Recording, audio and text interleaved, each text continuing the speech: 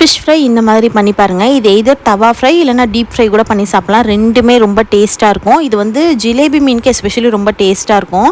10லேருந்து 15 சின்ன வெங்காயம், ஒரு கட்டி பூண்டு, ஒரு இன்ச் அளவுக்கு இஞ்சி, அது கூட உங்கள் காரத்துக்கு ஏற்ற மாதிரி வரமிளகா போட்டுக்கோங்க. இது கொஞ்சம் ஸ்பைஸியாக இருந்தால் நல்லாயிருக்கும். பட் நான் அதித்திக்கும் கொடுக்கறனால கம்மியாக தான் காரம் போட்டிருக்கேன்.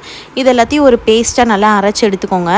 இது கூட 1 ஸ்பூன் அளவுக்கு அரிசி மாவும் 2 ஸ்பூன் அளவுக்கு கார்ன்ஃப்ளவர் மாவும் ஆட் பண்ணிக்கோங்க. அது கொஞ்சம் கிறிஸ்ப்னஸ் கொடுக்கறதுக்காக.